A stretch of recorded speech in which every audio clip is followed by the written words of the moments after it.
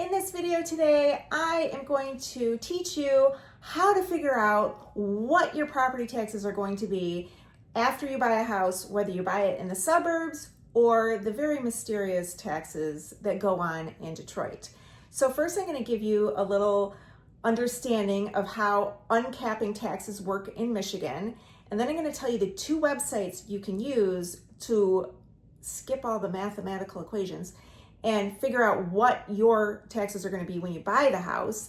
But then I'm going to tell you why it doesn't seem to always work in Detroit and what investors are doing to crack the code, but I don't think it's the best method. And I'm going to tell you why last and what a better method will be for that. So let's get into it. So I am in Royal Oak, Michigan, and I bought this house for, let's say, $80,000, and it was in 1994. And the city of Royal Oak said, yep, that is an $80,000 house. Now we had a mansion that sold for a lot more, but we're not going to count that. And we had one that was like between relatives. We had a foreclosure, but we're not going to count that. Yours is what's called a true value, and it's an arm's length transaction. So yes, Monique and Pat, you did a good job after you got married buying that house for $80,000.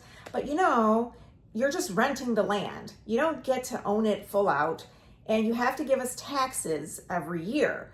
So the city of Royal Oak says, we're gonna tax you based on the average price in your whole neighborhood of $80,000. And so they come up with an assessment, and for some reason, instead of saying the assessment's $80,000, they say it's half of that, $40,000. And that would be called the assessed value, or the SEV, and you're going to hear me use both those terms throughout this. SEV stands for State Equalized Value. So that's the value of your house. So now we need to come up with a taxable value, which is going to be based on the whole neighborhood of 80. So we're going to tax your taxable value, Pat and Monique, is going to be at $40,000. And then we're going to, every year though, you know, that's not going to be enough money for Royal Oak, because if I was stuck at just that $40,000, that's not really fair to the city because there's inflation and stuff. So Michigan made this law, and it said, once you own the house, now I own the house, that my taxes can only go up so much. They can only go up by 5% or the rate of inflation, whichever one is lower. Every year, my taxable value and my taxes have gone up just a little bit. But the assessed value keeps going up. So at this point, 31 years later, if I want to sell my house, the city of Royal Oak is saying, well, your house now is in a $300,000 neighborhood, give or take. So the new assessed value of your house will be $150,000. So the new buyer, they don't get my taxable value, which is just a little bit above $40,000. They have to start at the taxable value of $150,000. And it's a lot higher. So we need to know that. If you're buying a house, whether you're going to live in it or you're using it as an investment, you need to figure out how much are your taxes going to be. So now I'm going to give you the two websites, how you can figure this out. Wait. I hope you're learning new things. If you are, please give this a like and a subscribe. If you subscribe and hit the bell notification, every Saturday I come out with new videos and you might learn something more. The first thing you need to know is the thing you're looking for is SEV, State Equalized Value, which is the assessed value, what the city says this area is typically worth. If it's in Detroit, there is a website called Detroit Parcel Viewer. If you're not in Detroit, your real estate agent can look that up. But in Detroit, there's a website called Detroit Parcel Viewer. You go find that SEV amount. And now you go to the next website, and the next website is the Michigan Property Tax Estimator. It's a Michigan Gov type website. I Google it, Property Tax Estimator, and it comes right up. And the Property Tax Estimator says, okay, they do all the math. What county are you in? And what city are you in? And what school district are you in? In Detroit, it's easy. There's only one school district, the Detroit School District. And then it does all these formulas and it spits it out and says, here's an estimate of how much your taxes are going to be.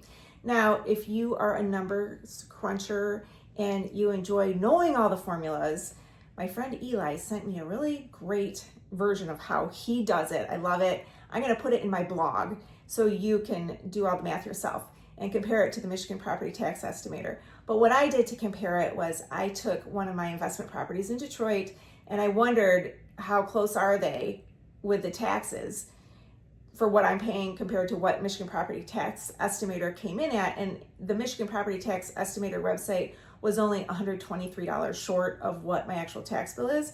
So I think it's a pretty close estimate. Detroit is not Royal Oak. Royal Oak's pretty basic. You've got your random mansion and you've got your random foreclosure, but this neighborhood, they're all pretty much around the 300. So the assessed value in my area is going to be around 150. But in Detroit, let me tell you. So I'm Monique Burns. My husband Pat and I have been buying houses in Detroit since 2007. The values were much different back then. They've all gone up. But we buy distressed properties, and when we buy a distressed property, it depends how distressed it is. We're paying anywhere between $25,000 and $50,000 for a distressed property. We go in, we renovate it, we get it up to code, and we sell it at $90,000. And our houses are better than most. 90 is pretty much the top of the market, but we're able to do that because our regular buyers have figured out if they try to go cheaper, they end up spending that much money or more getting their house up to code. There's all these like hidden problems in houses. And when they buy from us, it's a whole package deal that comes with a really great property manager that specifically manages properties that we have renovated, because this property manager figured out they're so drama free. He doesn't want to deal with other people's problem houses and have to tell the owners, well, no, this came up, well, no, that came up. With our houses, that doesn't happen.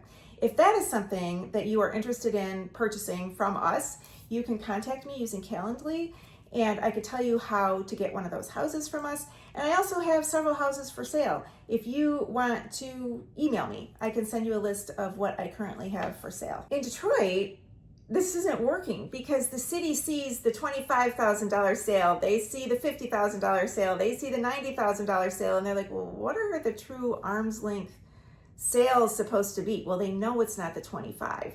And so they should be in the 80 to 90 range. That should be the real assessed value of that neighborhood for arm's length transactions, fully renovated houses.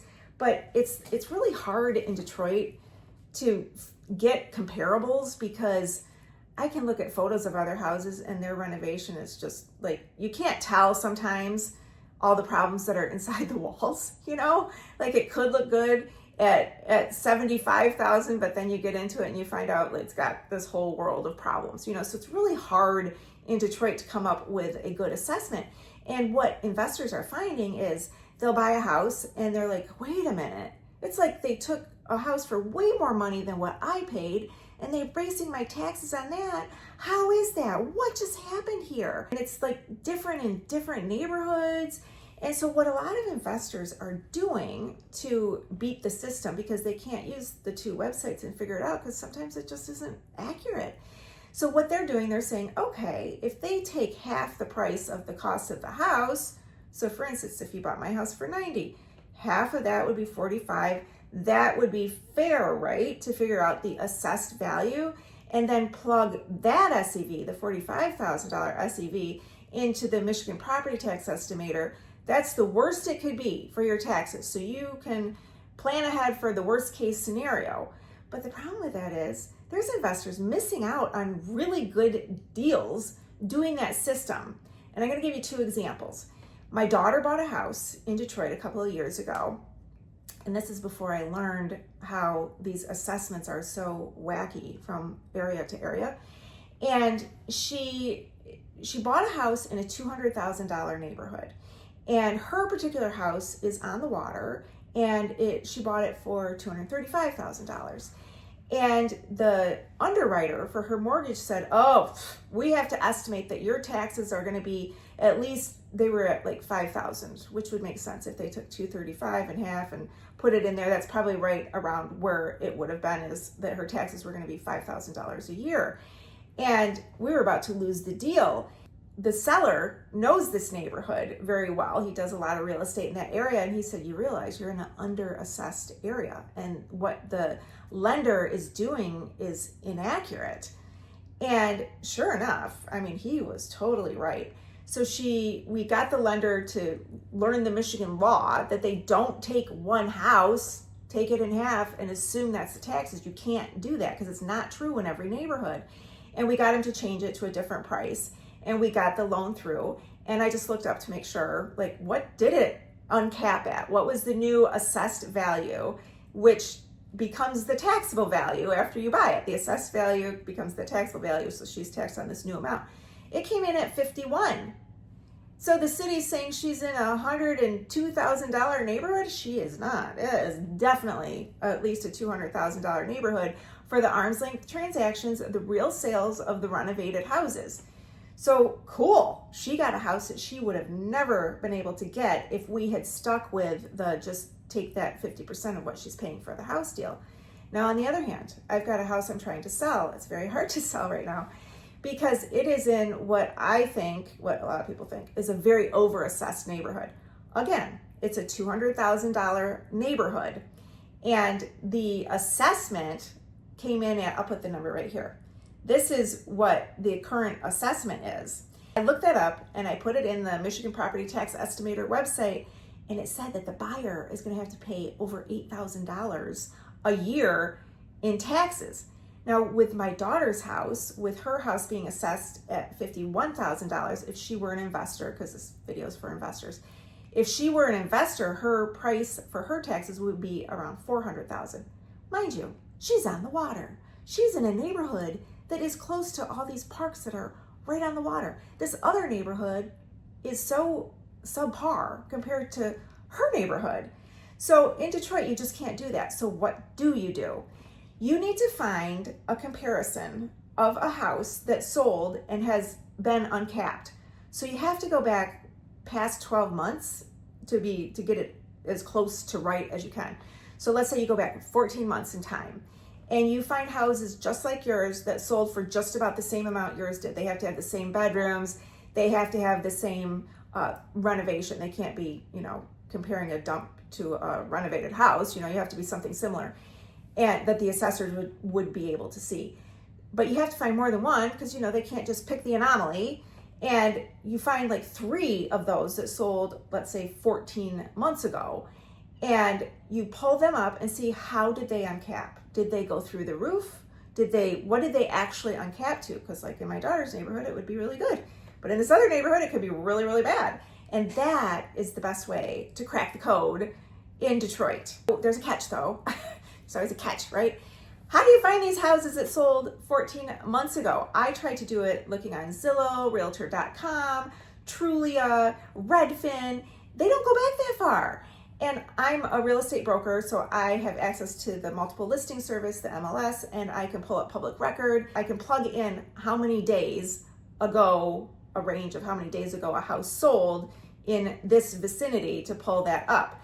So my hot tip for you, if you're not a real estate agent, we real estate agents have the ability, we can do it for you if you've got a good relationship with an agent, or we have the ability to give access to our MLS to somebody as an assistant. So there's some kind of plan when we're real estate agents where the person who's an assistant gets their own password, and there's a price for it, and it's just not a bad price. So just reach out to a real estate agent and see if you can get on that way, because that's a pretty cool thing. Now, I want to make a complaint. When I was doing my research for this, I looked up one of my own properties. I was feeling really good about myself. We paid $18,000 for it in 2010, and it's a rental property in Detroit. And every year the taxes have gone up, and every year I'm like, geez, that's a lot. Of course, everybody feels that way. But I started doing the math on it, and I wanted to know how much it went up. Every year, my taxes went up 5%. So I thought, well, inflation's bad, right? It must be inflation. So I Googled, what is the inflation rate? And the inflation rate is only 2.9%. So Detroit isn't following that rule, at least not on my houses.